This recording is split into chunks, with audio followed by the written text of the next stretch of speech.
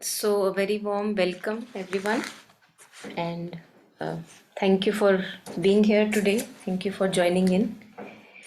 So, we'll continue with, I think we were on verse 3 the last time, and we'll first read all the verses together, one by one, and then we will take up the winding portion of the verse 3 that we were at, and begin with verse 4 also, if possible, today itself.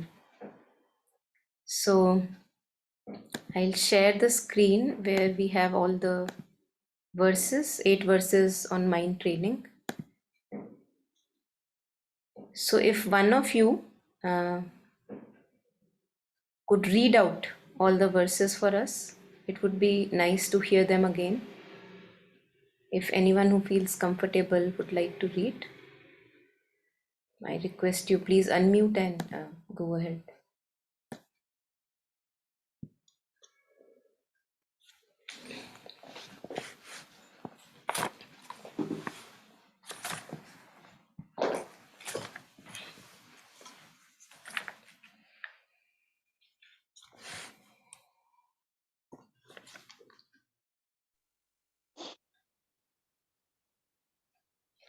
Yeah, 8 Aishwarya. verses. Yeah, Aishwarya, please go ahead. 8 verses for training the mind. Verse 1. Always hold others as dear and precious. Should we go with the details as well? Yes, please. Yeah, go ahead with the. This is so. This is the whole. The first one that you just read is the title, and then the verse is this. This is the full All verse. right. Oh, Yes. okay. Yeah. Verse 1. Always hold others as dear and precious. By thinking of all sentient beings as more precious than a wish fulfilling jewel, for accomplishing the highest aim, I will always hold them supremely dear. Verse 2. Consider myself as the lowest among all. Whenever I am in the company of others, may I regard myself as the lowest of all, and from the depths of my heart, cherish others as supreme. Verse 3. Avert afflictions as soon as they arise. In my every action, I will watch my mind, and the moment destructive emotions arise, I will confront and avert them strongly, as they will destroy both myself and others. Verse 4. May I cherish this precious treasure. Whenever I see beings who are wicked in nature, or those overwhelmed by negativities and suffering, I will cherish them as something rare, as though I had found a priceless treasure. Verse 5. Accept the loss on oneself and give the victory to others.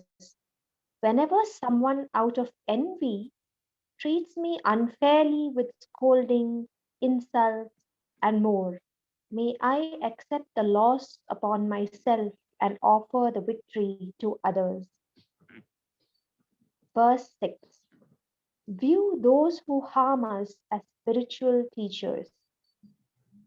Even when someone whom I have helped or in whom I have placed great hopes harms me very unfairly, may I view that person as a true spiritual teacher. Verse 7. Taking and giving.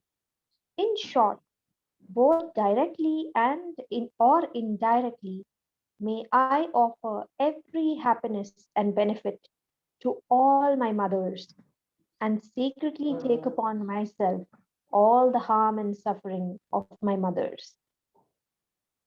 Verse 8. All things are like illusions. I will learn to keep all these practices untainted by thoughts of the 8 worldly concerns. May I recognize all phenomena are like illusions and without any clinging, gain freedom from bondage. Yeah, thank you so much, Ashwarya.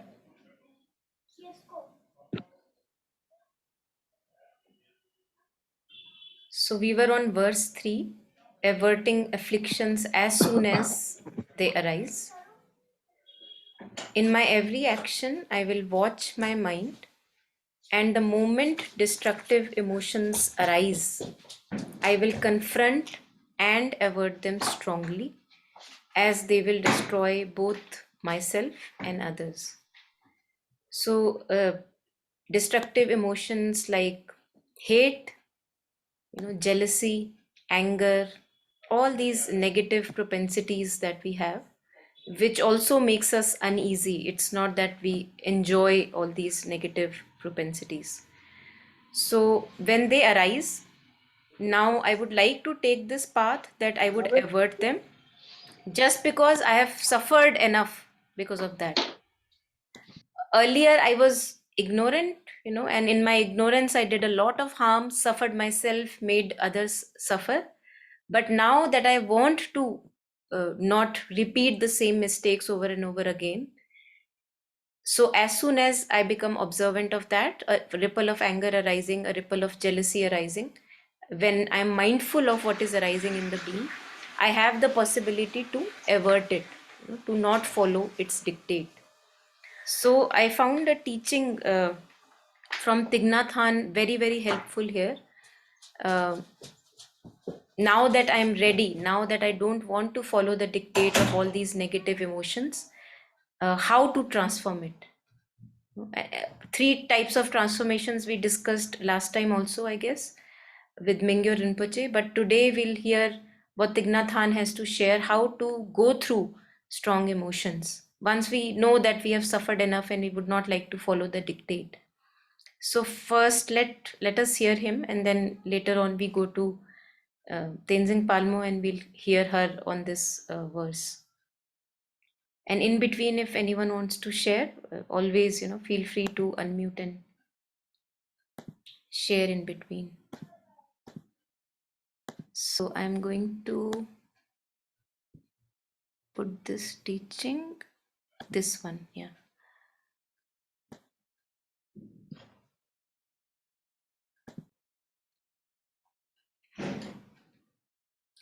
So the title is here, how to deal with strong emotions. These emotions which make us very excited, like they sway us up and then sway us down and up and down, and how to deal with them in a more skillful manner.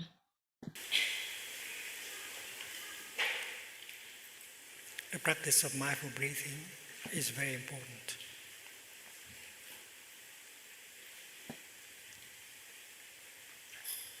And we should not wait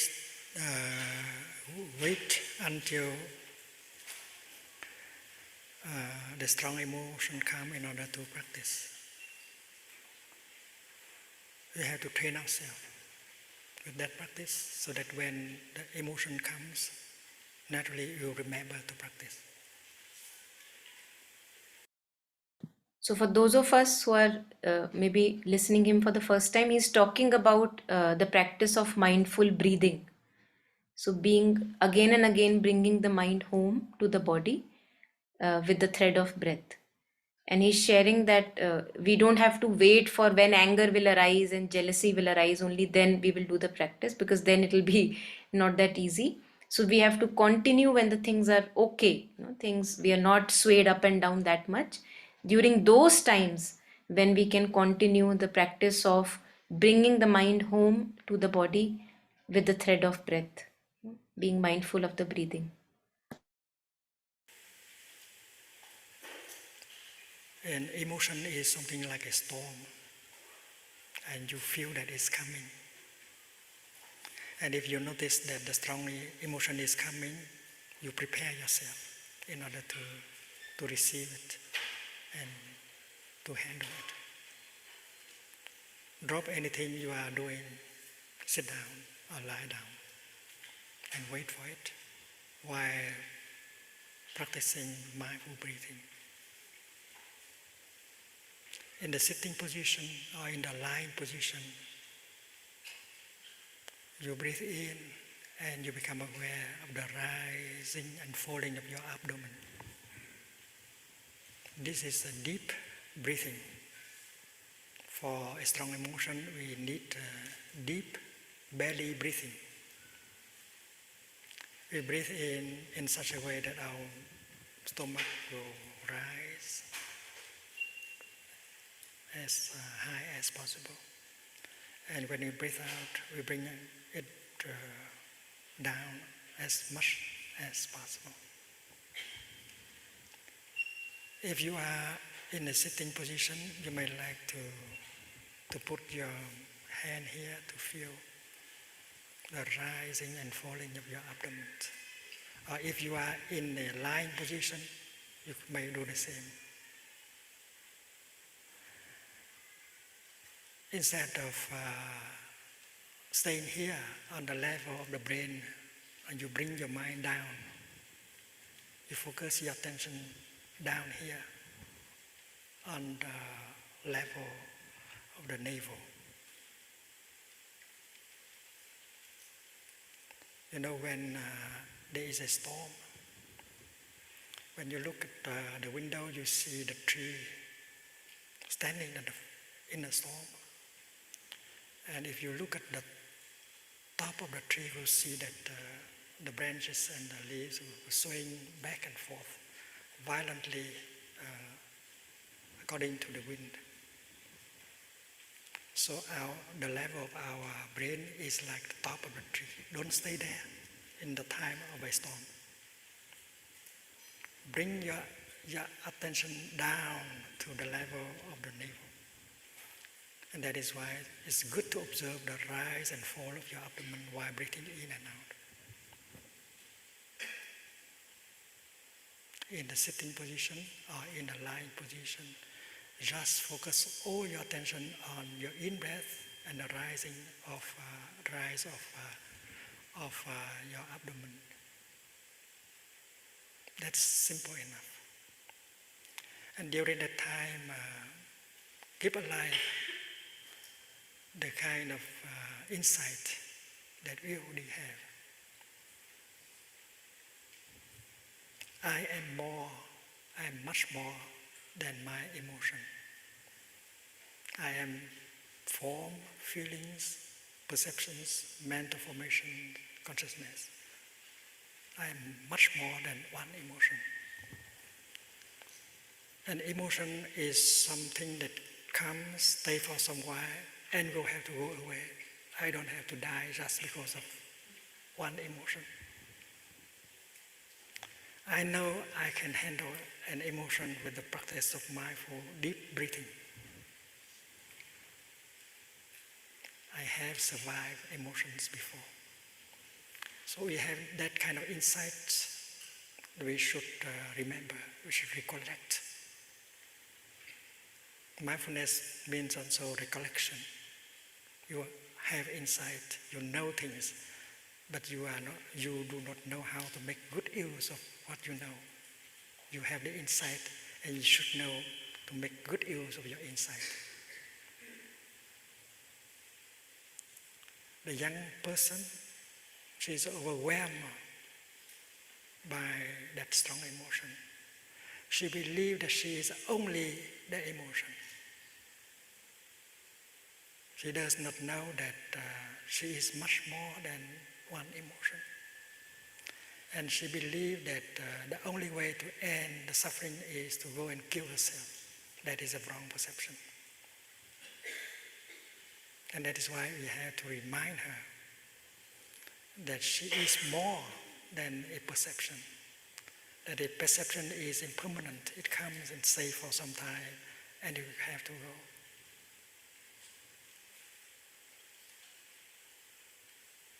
And that kind of insight we can transmit to her, to him. Maybe later on our portable telephone will have that function, reminding us.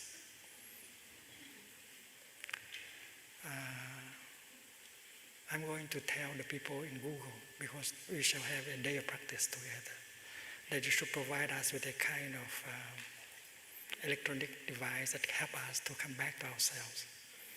And when there is a strong emotion, that will invite the bell for us to breathe in and out.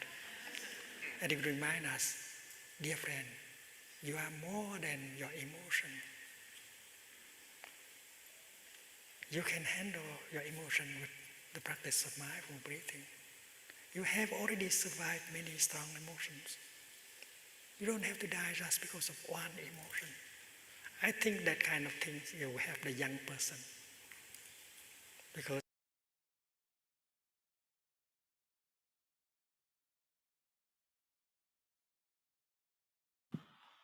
So this was, really very nice, because if those of us who have had enough brunt of going through strong emotions in a way which is very destructive, usually we are not educated.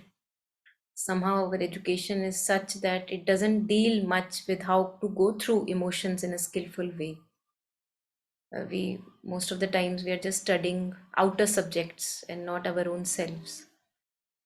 So this really helps, and if we can inculcate this, no matter what age we are right now, that staying with the practice of breathing, we can just go through any emotions, and all the emotions, one has to know that they are nothing but they're strong negative emotions, reactions, jealousies, anger, pride. They're all manifestations of the ego consciousness. And the more we live listening to the dictate of ego consciousness, the more negative karma we accumulate. So from the beginning itself, if we can, especially with children, young children, if we can have this practice of coming back to the breath several times a day, bringing the mind to the body, being with the breath, I think it can be really, really helpful. We don't have to go through many sufferings and distractions in order to come back home to ourselves. So I thought this was very helpful. Once we have decided that not to follow the dictate of the ego, because it hurts me and it hurts the other person. So any reflection here at this moment, anyone?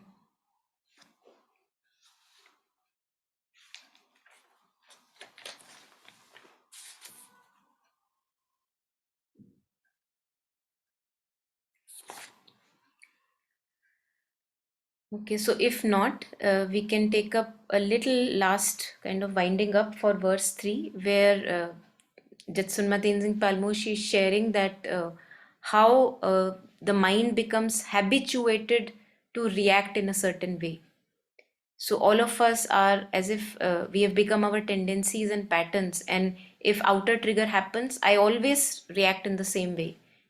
Unconsciously I always react in the same way, and that creates neural pathways. So even the mind gets habituated, the brain actually gets habituated. So if this kind of a trigger is there, always the reaction is same. And it takes a little bit of practice if I want to now change those neural pathways. So we can hear this, and then we can maybe wind up verse 3.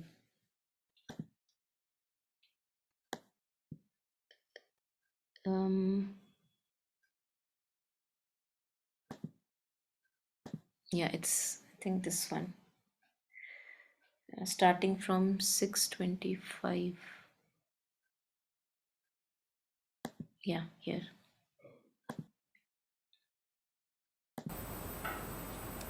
But it doesn't happen instantaneously. And least of all, training our minds. Because our minds are very habituated to certain patternings. I mean, it's neurological. In our brains, we are wired with certain neural pathways.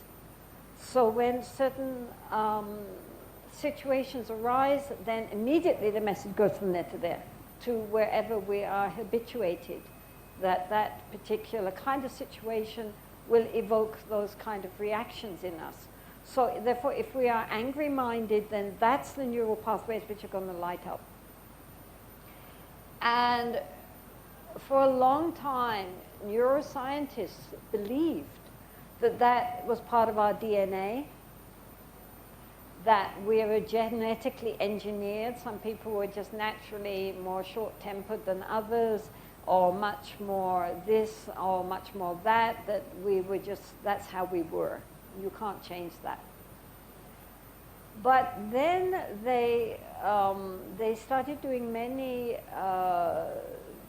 experiments with ordinary people. They would get them all wired up, and then they would show them things, you know, or engineer situations which would get them all upset, and then they would show, you know, how that part of the brain lights up, which has to do with aggression and anger and so forth. And then they began teaching them loving kindness meditation, metta or maitri. And after only about 6 weeks, I mean, they weren't doing it all day long, you know, they would come and volunteer to sit for an hour doing maitri. Then when they tested them again, they themselves were amazed that when these same kind of situations, challenging situations came to them, instead of getting that neural pathway which they had before lighting up, a whole different part of the brain lit up, which had to do with empathy and kindness and compassion. And they themselves were just amazed, because they couldn't believe in such a short time it would have such an enormous effect on the brain that it changed the neural pathways. And so this is what they understood then, was that our neural pathways are not all carved in stone. They're actually very plastic. And it's more like, if you consider like a forest, and we're walking through a forest, and then we're trying to get from here to there, and we keep walking that way. At first, it's just a little pathway. But gradually, because we keep walking in that direction, then we end up making a whole road. And maybe it becomes a 6-line highway. But if we determine that we are not going to walk on that road, we're going to walk on a different path, then at first, again, we walk on that path and then there's no trace. But if we keep walking on that path again and again, then in fact it ends up being a road. And meantime, that bigger road, that old road, the weeds and all the plants start growing up through it, and all the vegetation takes over, and it falls into disuse. And now we have a new road.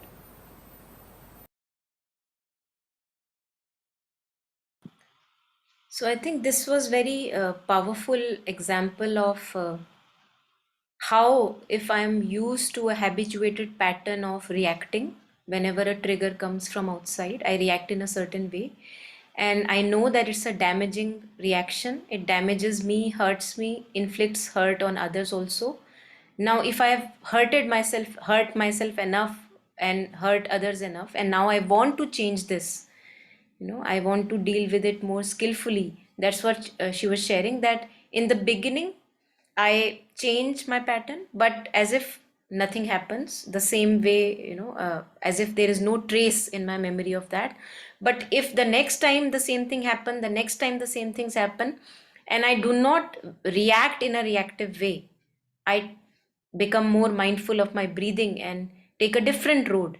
Slowly, this becomes a habit for me, rather than having the habit of inflicting hurt on myself and also on others. So, this is how slowly we can change our reactive patterns. Because the more I react from the negative emotions, the more I react from the strong, intense emotions, we don't realize that we are actually living as a slave of the ego. It's not my life, it's ego's life. And it leaves me empty handed, the other empty handed, creates more conflict, more confusion, and leaves me very uneasy. We don't feel easy about it. So it's just a matter of practice to change the patterns in which we act, react, respond. Once we are ready for this. So as a bodhisattva, because since these 8 trainings, 8 verses on training of the mind designed for people who would like to now walk on the path of enlightenment for the sake of good of others and also including ourselves. So what it says is, in my every action, now that I'm ready to walk on this path, in my every action, I will watch my mind. So we can check within whether do we do this or whether we would like to do this now, if not already. In my every action, I will watch my mind. And the moment destructive emotions arise, since I'm conscious, I'm observing the mind throughout, so I will know when the ripple of negative emotions arise. I will confront them strongly and avert them. So I would not follow the dictate. I would not follow the dictate when the next time something from the ego arises, since they will hurt me and others. So I think these verses one can recite every day for oneself as a reminder, because we forget. We forget. And along with this, these verses, what helps parallelly is the practice of mindfulness. That again and again bringing mind to the body several times a day, as many times as we can remember, staying with the breath, clinging with the breath, not clinging too tightly to thoughts, feelings, emotions, past, future. If we have to cling, we cling to the breath, and with that the mind stays in the body. Mind is home. I am my best friend, and whatever arises in thoughts, feelings, triggers, I can go through it. As Thich Nhat Hanh was sharing, that if I have gone through so many times, I can go through this. I don't have to kill myself for one strong emotion. I'm much, much more than my emotion.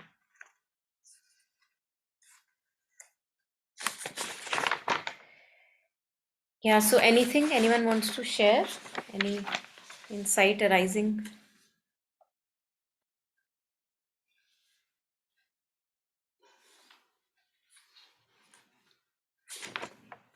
So there are 5 poisons of which we can be aware. I think some of us may already be aware of that. They are attachment, anger, ignorance, arrogance, which is also pride, and jealousy. So at any moment of time throughout the day, can I be watchful of these arising? These are 5 poisons. They kill us, they make us very uneasy, confused, and hazy. Attachment, attachment to ideas and images about myself and others, clinging to thoughts and beliefs, attachment to people, attachment to relationships, work, body, all these make us very, very uneasy. It brings so much of pain. So attachment is one of the poison. Then anger.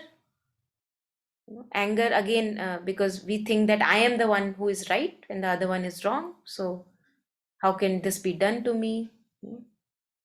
Anger, ignorance of our true nature. We don't know who we truly are. We think we are the emotion, we think we are the thought, get so tightly identified with that, we lose sight of who we truly are. Ignorance, arrogance, being full of pride, that how can I say sorry to anyone? How can I bow down? The other person is at fault, not me. Not communicating, not being vulnerable and open is pride. And jealousy, that we are not happy with others people happiness. If somebody is happy and enjoying life, I'm just left wondering, how can I be happy when he's enjoying or she's enjoying there and I'm left here alone all by myself. So we are alone because we are not with our breath. That's why we are alone. Otherwise we can be our best friend. And also rejoicing in others' happiness, that if other is happy, can I rejoice in others' happiness? So ill will changes to goodwill there. when I'm able to rejoice that, okay, how good that others are also doing good or having a good life. So rejoicing. So I think that's it. And it cannot be stressed enough, verse 3, that we have to be observant of our mind, what's going on in the being throughout the day. So many things are going on and we are not unaware. So he says that we should examine our mind from time to time, checking in, state check what's going on. And again, staying with the breath, not getting lost in the content of thought, but just keeping a check as to where the mind goes again and again. We all have patterns and grooves in which the mind slips down again and again, either past memory, future worries, an image about ourselves, an image about some storyline that we have created. So again and again, we, like a groove, we slip into those storylines. So when we are mindful of the breath and of our thoughts content, then I can see that, oh, here the mind goes again, bringing it again back to the breath. Most of the thoughts are very repetitive in nature and they are not really doing any good to us. So we don't have to go there. We don't have to buy into the storylines too tightly.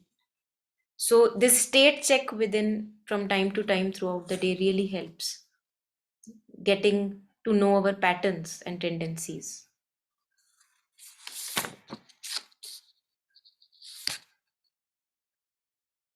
Yeah, I think we can stop here with this. So any reflection, anybody wants to share before we start with verse 4?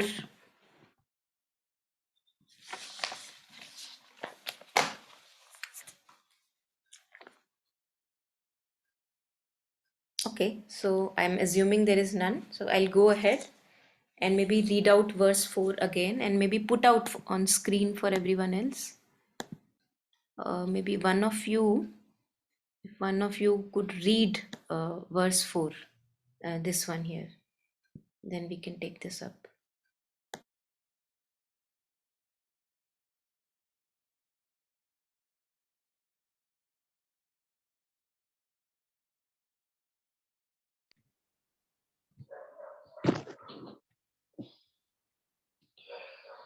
Verse 4, may I cherish this precious treasure.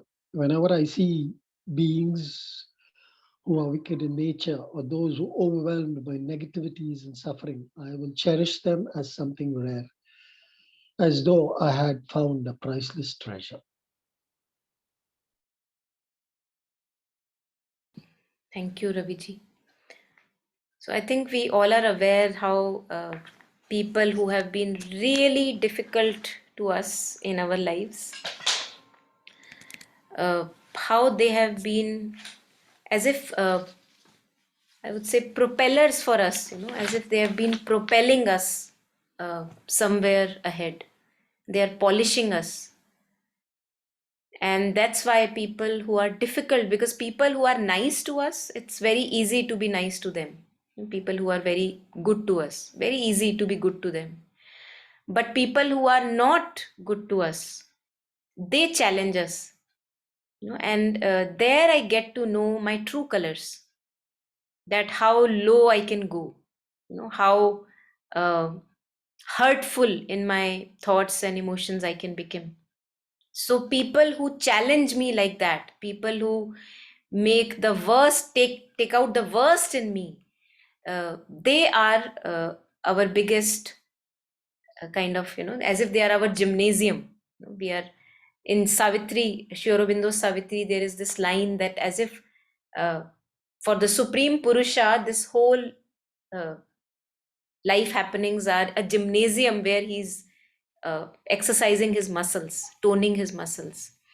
So just like that, all the difficult situations, difficult people who hurt us and really take out the worst in us, they give us the chance that we have now the possibility of practicing patience, tolerance, compassion, and kindness. Otherwise, with good people, with good friends who are always very kind and generous to us, it's very easy to be generous and kind. and loving. But can I be love even when I'm inflicted by so-called, outer triggers which are not very nice? That's the true challenge. And it is not to say that we have to allow abusive situations to abuse us, not to say that. But if things are happening, how can I help myself going through that in a highest possible manner, that I use any situation that is disturbing in order to polish myself, in order to polish what is in me that now needs change. If I can focus on that, then all the disturbing people, difficult people, they become cherished treasure. Difficult people, people who are ill-natured, they become cherished treasure. Now how to deal with this now in the highest possible way? So somewhere I was also, I think it was in maybe 37 practices of a bodhisattva. I don't remember where it was. It was also something like that. Maybe it was too much for some of us. It may sound too much, that all the blame, all the blame you drive into yourself. Take all the blame. Don't try to prove yourself right. So although it appears like a very strong and intense thing to do, that how can I, take up blame and not take a stand for myself? But I was trying to practice this, and I found that it's actually very beautiful. It's just a second.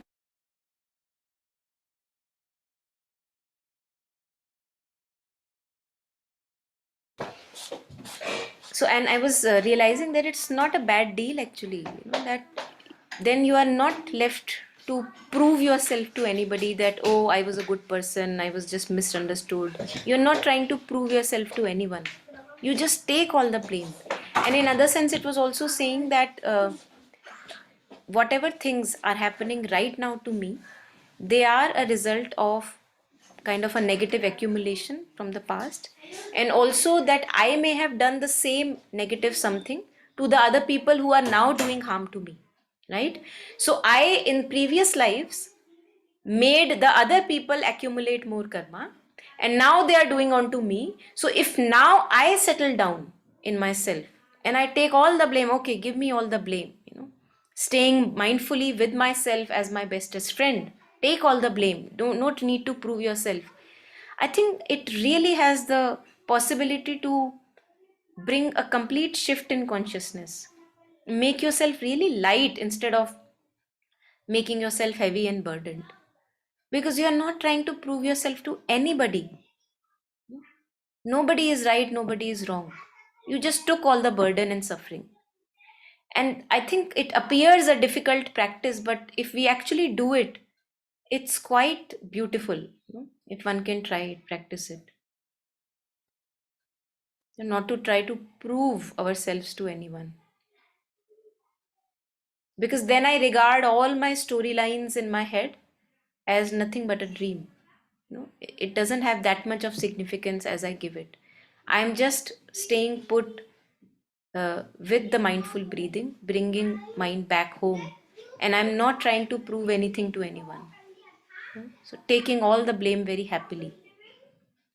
It can have very interesting impact for those of us who would want to try, or maybe you have tried it, I don't know. So we'll listen to something on this. It starts at 37.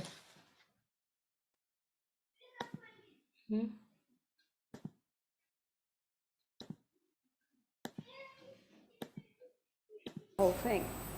Then that's not genuine practice at all.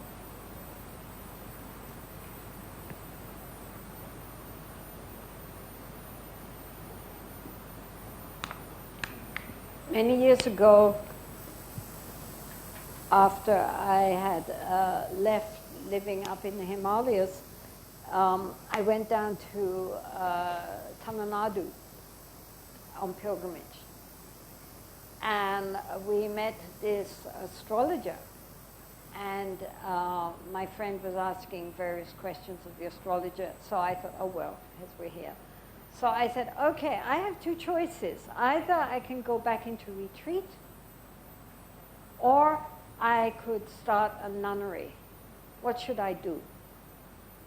So he looked up and did all his computations, and then he said, well, if you go back into retreat, very peaceful, very nice, very pleasant, very good. If you start a nunnery, many problems, many conflicts, many difficulties. But both are good, so you choose. So I thought, oh right, back into retreat. Always choose the comfort zone.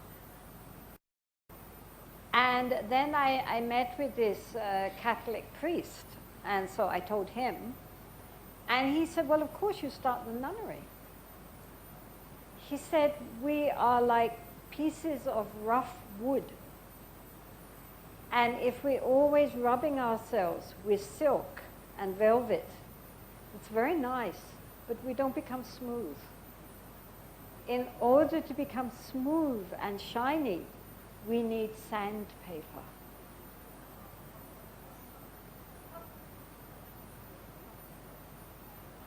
So when you meet with people who are ill-natured and overcome by their kleshas, heavy with misdeeds, you can say, oh, thank you, my sandpaper. And sandpaper rubbing can make us very raw, but in the end, it makes us smooth. So this is a very important point, that often the people who create most problems for us in the bigger picture are our greatest spiritual teachers. As I said before, it doesn't mean that when we meet people who are trying to cheat us or who are abusive and so forth, we should just let them get away with it. But it does mean that it wakes us up, and we have to think how to deal with this situation and with this person skillfully. Not just, push button reaction. Not just getting all upset or angry or doing back to them what they've done to us. We don't need to do that. And also, sometimes, it just happens, that we have to... Dealing with difficult people is the way for us to inwardly grow up. Because otherwise, as I say, we become complacent. We consider ourselves much more nicer people than perhaps we really are. It's not that we're bad people when we get upset when people do bad things, but how to deal with situations in a way which does not create more conflict. So nowadays, in the, at the UN and everything, they're having all these conflict resolution conferences. But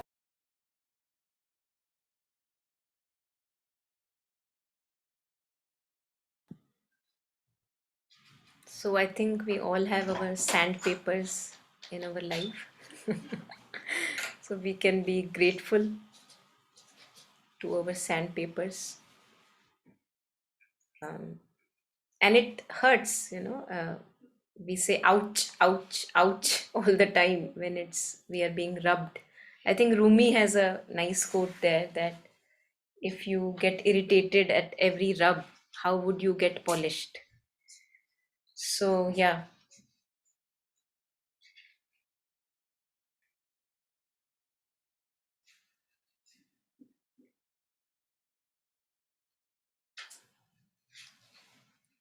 there is also something by Pema Chodron, and this very short and very crisp. Let me see if I have it here. I can just play that for all of us again. Yeah, I think let's listen to this. If was it this or yeah, this one maybe. Be of help, and then you start to help. You want to be of help, and then you start to work with trying to help people. And what you come up against really fast is that other people are really irritating. you say, yes, but you're homeless, or yes, but you're hungry, or yes, but you have been abused, or yes, all these things that are so sad. But nevertheless, to the degree that you haven't worked on yourself, those very people that you want to help and that need your help just irritate you. They just get under your skin. They just provoke you. And you quickly come to realize, I come to realize I can't really help anyone except to the degree that I've worked on myself and made friends with myself. So in other words, to the degree that I've made friends with all my own demons and all the things in myself that are what other people might call problematic, to that degree, I can be there for another person. And sure, they might provoke me, but I still have the capacity to stay there, present, and be with them.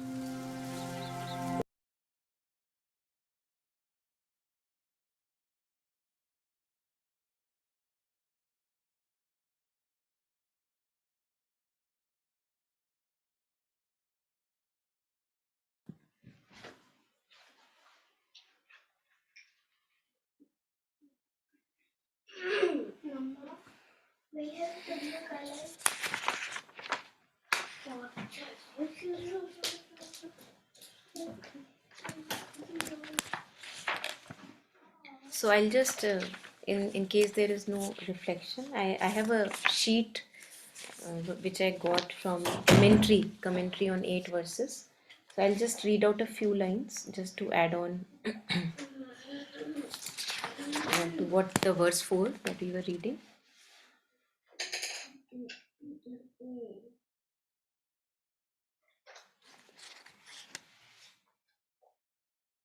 Yeah. Being laden with karma accumulated since beginningless time, if these sentient beings cannot sever these afflictions at their root in the course of this life, through enthusiastic perseverance and practice, their next life will be one that is even more pathetic, more miserable, and one in which they have even less freedom. So right now, all of us who are here, at least hearing this, or people who would hear the recording later, we are all in a very good position to practice mindfulness. We have a roof over our heads, we have a meal to eat, we are not on the street. All of us who are attending Zoom sessions, I'm sure we are in a very good position. So now is the time to make use of this path, and practice mindfulness. Otherwise, we don't know in next time, where we are, in what conditions we are, whether the conditions are suitable for practicing or they don't allow me to practice at all. So this is the time. And then on cherishing ill-natured people as something rare.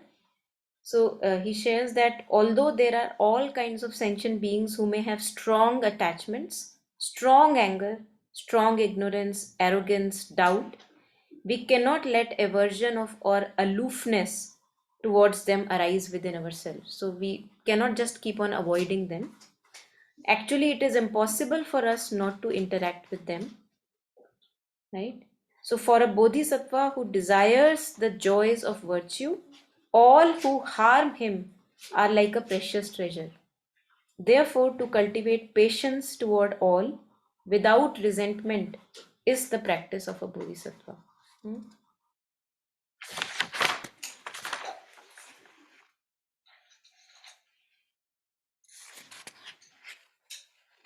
So what is here in the last teaching, Pema Chodron was sharing that I can help the other person only to the degree that I've been able to work on myself. If I have not been able to go through anger skillfully, jealousy skillfully, attachment and ignorance skillfully, then how can I help or behave in a better position, be in a better position when others are dealing with it? So all the teachings somehow point off again and again, point out to working on ourselves, and being true friends with ourselves. And in the course of our practice, we realize that we are not really at the moment, we not are true friends to ourselves, because we are so lost, so swayed by all the intensities of emotions and thoughts.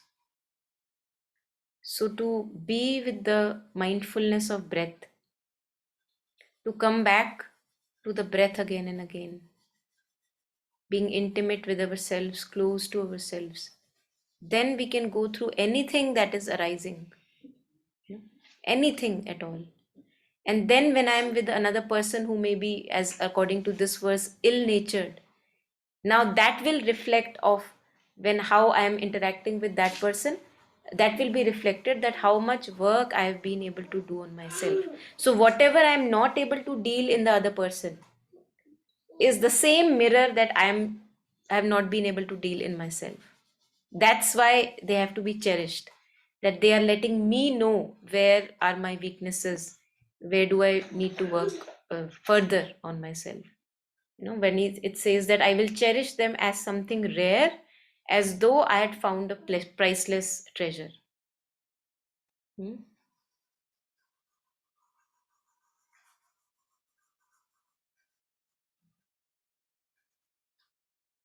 Yeah, so I think we can stop here and rest for our own silent ruminations, reflections. Yeah, anybody wants to share anything?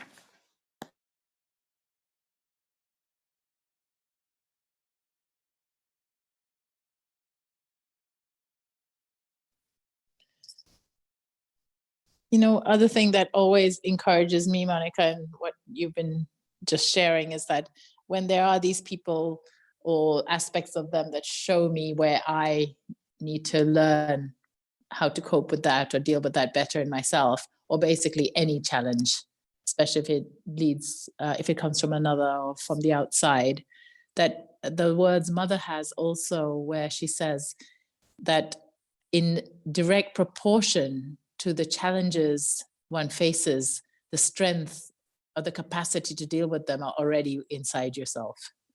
I always find that so, reassuring for the times when it all seems so big. So that's what came into my mind when you were sharing just now. Thanks.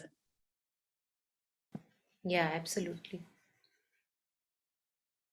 It's almost like, like how we gym the muscles, that if I can pick up, say, 32 kgs very easily, so I would give myself 33 and a half, and then according to that outer trigger or whatever the outer weight, my muscles are getting further and further stronger.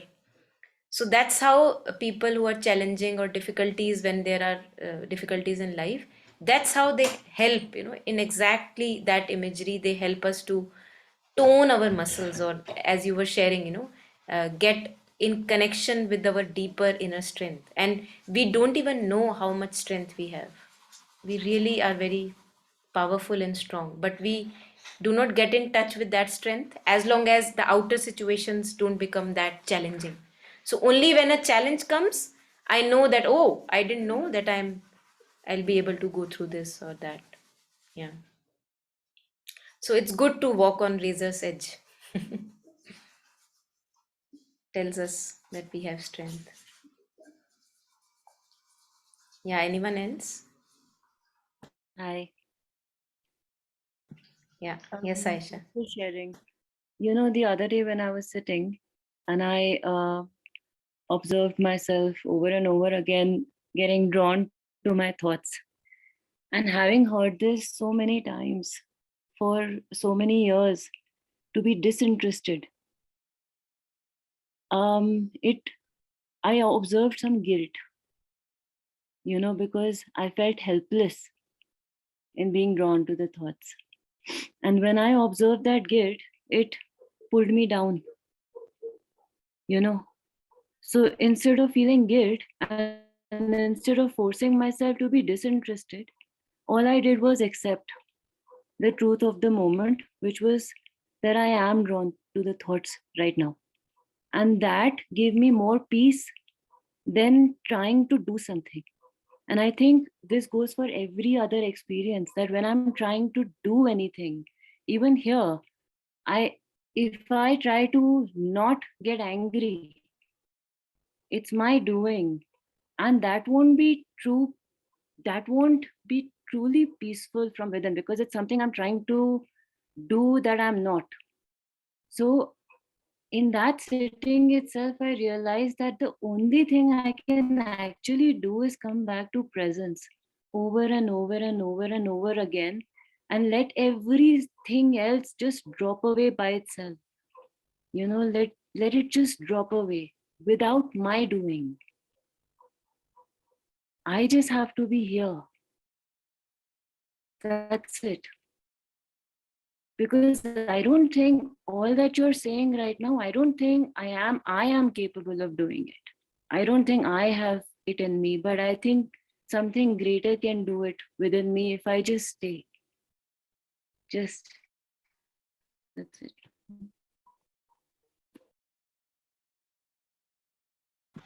Yeah. I think in one of the teachings, Thich Nhat Hanh shares that all healing can happen only in the present moment.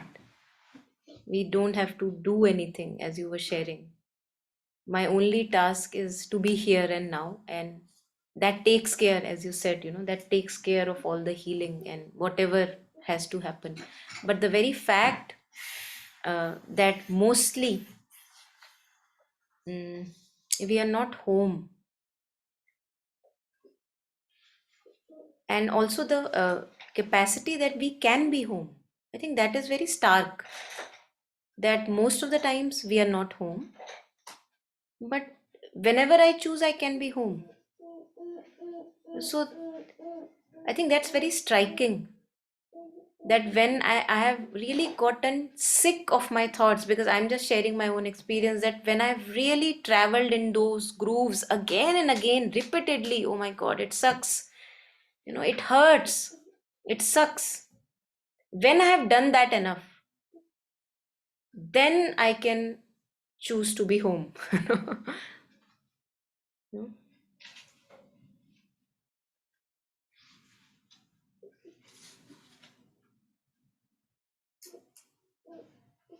And we see that the moment I am home, everything is okay. Okay, guilt is arising, anger is arising, jealousy is arising.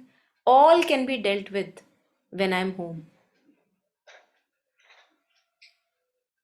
Because I'm not swept away, as we say. We have been swept away enough. All of us, who are here, we have been swept away enough. We have hurt ourselves and others enough. But now, when I see this affliction, because if I look at my own experience, I see that whenever I act out of a dictate of these negative, strong emotions, and I follow the dictate, first of all, I hurt myself really badly. I also cause hurt to others. If I am sick of it, then I can really stay put on the path as much as, in greater degrees. And the thing that you were sharing, about guilt, I think guilt also is a thought. As it arises, guilt is nothing but a thought, and I buy too strongly into a thought. And if I can just look at the thought that here it is arising again, and I see this as just a fleeting cloud. I have believed in it enough, I have gone that way enough, and it hurts me, it hurts the other person when I act out of it. So I, again, as you were sharing, if I am here and now, again with the breath, It just comes, disappears, comes, disappears, comes, disappears. And slowly it stops coming because it sees, oh my God, nobody entertains me here. I'm not well fed. But this itself is a almost a razor's edge journey for all of us, that uh, mindfulness is easier said than done because we see that how many times a day we keep on slipping and getting, like again slipped, not conscious, unconscious, unconscious. And only human birth we have this capacity to, in greater degree, be conscious. And we don't know about the next moment, whether we are alive or not. We don't know. There is no surety, no matter how young I may be. So how would I want to live this moment? Hmm?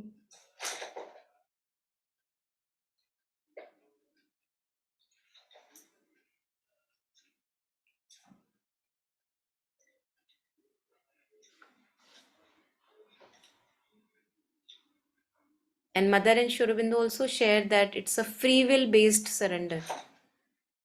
At any moment I'm ready, okay, surrender is here, I'm here and now. No clinging here and there. And at any moment, if the thoughts appear so juicy, I give away the surrender and I go and hit the forest again. Since it is a choice based surrender, nobody can force me. Nobody can force me. Not even the divine himself can force us, because the existence manifestation is based on freedom. Love and freedom go together. So since the existence is based on love, it's also synonymously based on freedom. So at every moment I have this freedom, whether to surrender to my tendencies or to surrender to the present moment.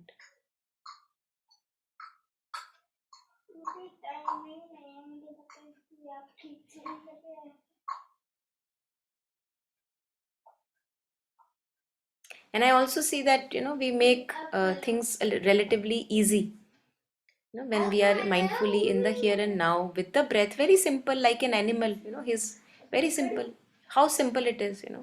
Okay, being with the breath. Okay, going thoughts again. Okay, thinking, then coming back, thinking, coming back. Not taking thoughts so seriously, not taking feelings so seriously. They come and go, come and go. Nothing big deal, no big deal. I think it keeps life really uncomplicated. Really, really uncomplicated. Very easy. And if I am easy, then others around me relatively feel easy. I don't add to their own burdens. They already have so much of burden, I add on. So can I be one drop of poison less? That's the social responsibility I can do. I personally feel that being mindful of breath makes life really easy. Very simple. And we are not adding on to the accumulation of negative karma. At least that part we can play. Yeah.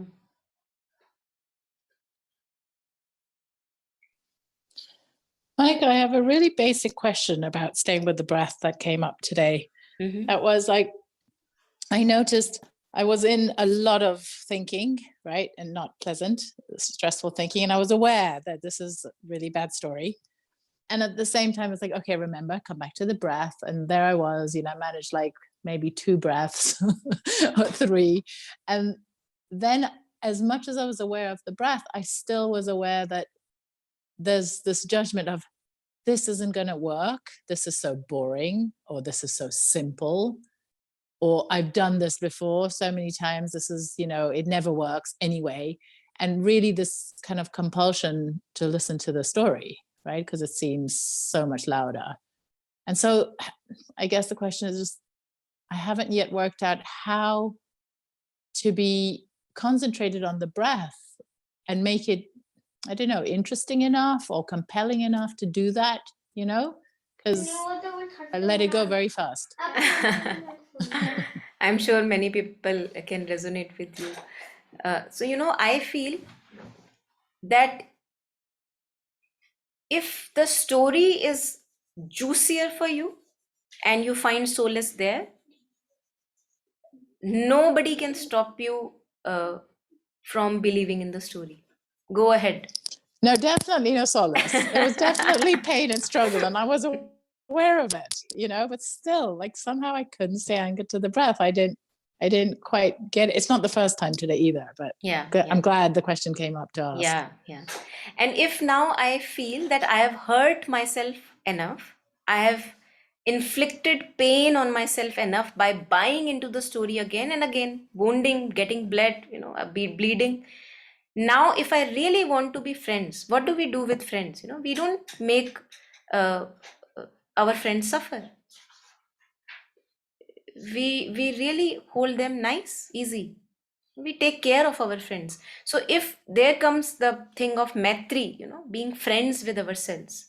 So if I now have inflicted enough pain and suffering on myself, which I see, the moment I go into the story, pain appears. It's as if a phantom that never vanishes, like a monster which appears again and again.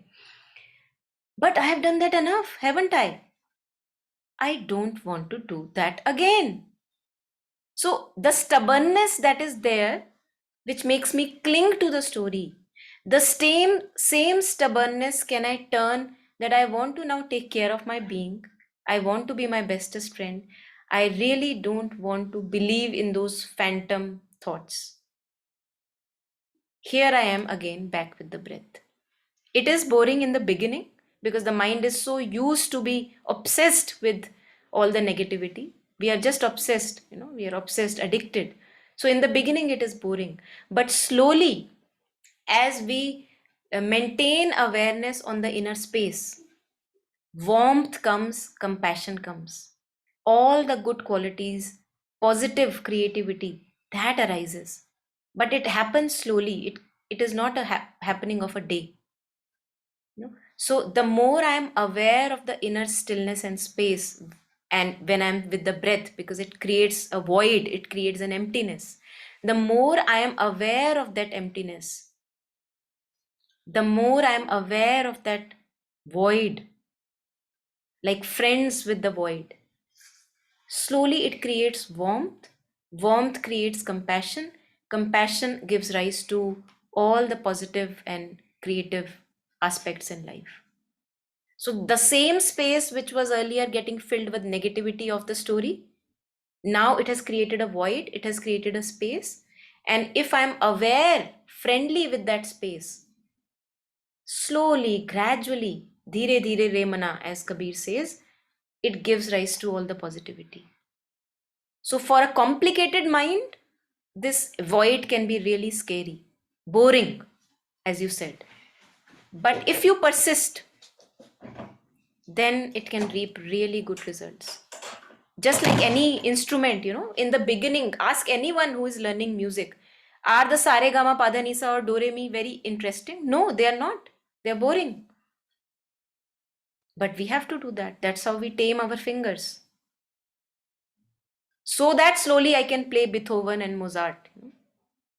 So that's the challenge. That's how we tame the mind. It is a challenge. But we can do it. If we fall in love with ourselves, we can do it.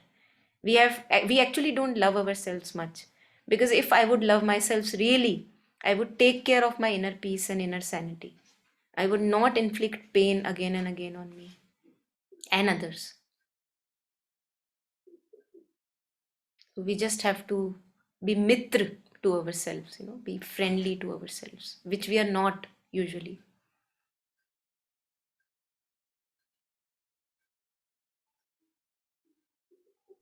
Yeah, thank you. Yeah, it's Thank you. true. It's about willing to be friendlier and kinder to myself. Yeah. And to the same degree as you become kinder to yourself, you would see that how that kindness travels to people who you interact with in the same degree. Yeah, true. I mean, I'd always realize in this moment, it's not new what you're saying, but I'd always put the other first, like, oh, I have to be kinder to other people. I have, kindness, the word kindness, and I immediately think the other and how I am to the other. But in the meantime, forgetting how violent and unkind the negative loops are, Mm-hmm. Yeah. Thanks. Thank you. Thank you for asking. I think this reminds me of one last verse that I can share with you. I think I had shared it with. Can't find the book. Just a second. Maybe I find it here. So I had shared it with one of the groups. Yeah, this one. So Shanti Deva, author of Bodhicaryavatara, he says to the ego, since we are talking of buying into the storyline, and the storyline is ego, right? 100 harms you have done me. So if the story arises again and I look at the story and say this verse, recite this verse, it can really helpful. 100 harms you have done me, wandering in cycles of existence. Now your malice I remember, and will crush your selfish schemes. Then he says again, that time when you could beat me down, when I bought into the storyline and I believed in it and felt it true, that time when you could beat me down is in the past. It is no more here. Now I see you. So I become conscious that the storyline is arising. Now I see you. Where will you escape? I will crush your haughty insolence. So, like that, I think only if we can become aware, a little more aware and conscious of what's arising, it can really make our lives simple and also more joyous, because ego takes away all the joy from life. It can make things simple and joyous. Yeah. So next time the storyline arises and I look at that and I say, not anymore, I bought into you enough. Okay, so any last comments? And thank you for staying so long, all of us. Maybe it's time for us to sleep for some of us, but thank you for being here and listening and connecting together. Yeah. Okay. Thank you. Thank you. Bye-bye. Thank you. Thank you. Thank you, Monica. Thank Thank you. you. Thank you so much. Thank you so Thank much. you. Thank you. Bye. Beautiful session. Thank you. Thanks for joining.